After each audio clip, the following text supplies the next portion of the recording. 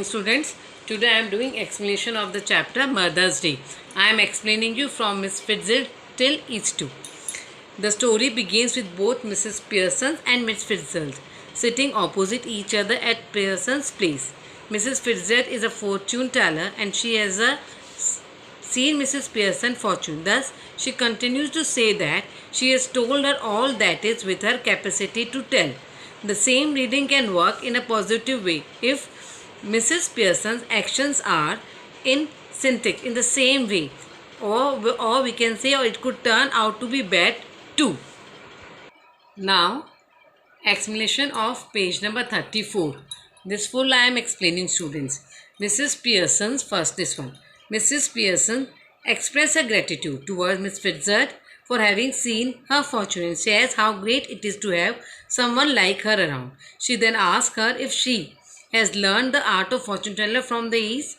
Now, for that, Mr. Fitzgerald replied, answer that she did learn the art from East for at least 12 years while her father was climbing the ladder to become Lieutenant Quartermaster. She was learning this. She then motivates Mrs. Pearson to stand for herself and get the respect she deserves at home. Now, Mrs. Pearson's reply, she says, here, the thoughtless. Thoughtless means a person or the behavior not showing consideration for the needs of other people. Here, Mrs. Pearson replies to Miss Fitzgerald's advice by telling her it is far more difficult than it sounds. This is because she loves her family even if they ignore her needs. She loves to provide for them even if they are self-centered. Now, Miss Fitzgerald says, wants Mrs. Pearson to realize that it is not difficult if she really tries. Moreover, she thinks it would add to their well-being as if they behave with love and respect with her. Mrs. Pearson agrees with what Mr. Fitzgerald has to say. Now, Miss Fitzgerald says that they need to learn to treat Mrs. Pearson certainly. She further adds that none of the husband or daughter and son have turned out positively as a result of being spoiled by Mrs. Pearson. She enabled her to see how running after them, handling their tantrums, doing all the tasks for them, and staying home while they enjoy every night is harmful for Mrs. Pearson as well as the family. She explains how it should be the other way round. The family must treat wives and mothers with full respect and be after them instead of throwing orders. Mrs. Fitzgerald bluntly tells Miss Pearson that not the act of unknown as she is completely aware of the situation. Dubiously means with hesitation or doubt. Mrs. Pearson hesitantly says that she often tries to give her and the family clues in between the conversation. Now, Mr. Fitzgerald is trying to make her understand that it is high time and Miss Pearson's family should respect her now and that they would require more than just clues. They need to be brought on track. Mrs. Pearson understands what Mrs. Fitzgerald is trying to say, but she can't stand giving them any discomfort. She wants to clear it out with her family and to take a stand, but she doesn't know how to take the first step. Just as she is saying this, she noticed that it's time for everyone to come back home.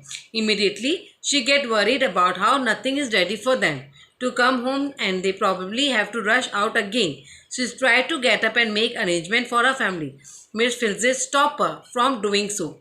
Now, Miss Fitzgerald says, very easily, lightly another cigarette. She asks Mr. Pearson to begin at the very moment.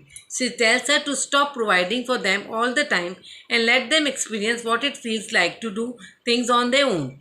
Even though that hurt Mrs. Pearson's. Miss Pearson knows that Miss Fitzgerald is right. She tells her that it is almost impossible for her to obey. She feels that there is no point in giving promise she won't be able to do.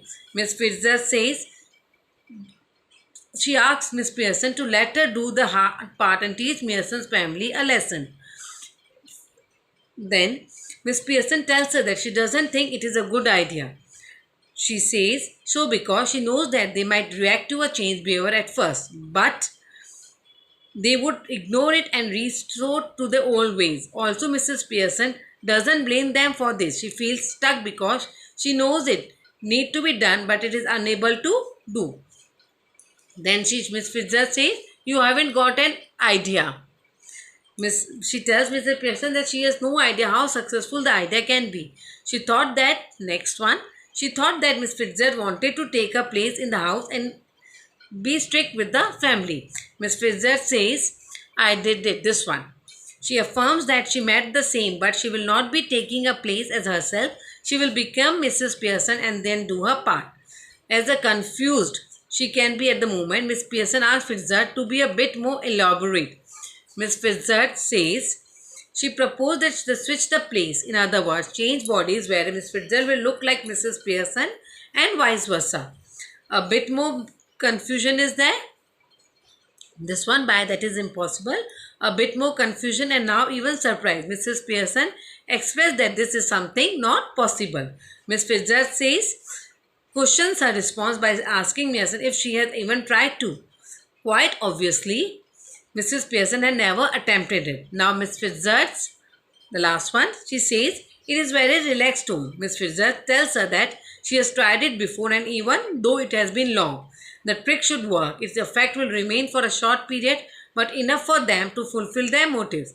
She further added, while holding Miss Pearson's hand, that she had acquired the trick from the East. Last line, Mrs. Pearson seeks assurance from Fitzgerald. Now student, I am explaining you page number 36. Full page I will explain you today. Now this one, Miss Fitzgerald makes her aware that she has no other options while holding her hand. She gives Miss Pearson a few simple instructions in this process of transmission and says a few words in her mouth. Once she has whispered and spelled, both of their bodies became lifeless for a moment while they are still holding each other's hand. As they both come back to life, they try to imitate each other. Miss Fitzgerald is now a bit shy and Mrs. Pearson has become unafraid. Mrs. Pearson's the personality have now been switched on. With this, the transmission process is complete. While snatching away the cigarette from Miss Fitzgerald's hand, she is confident about the success of her trick.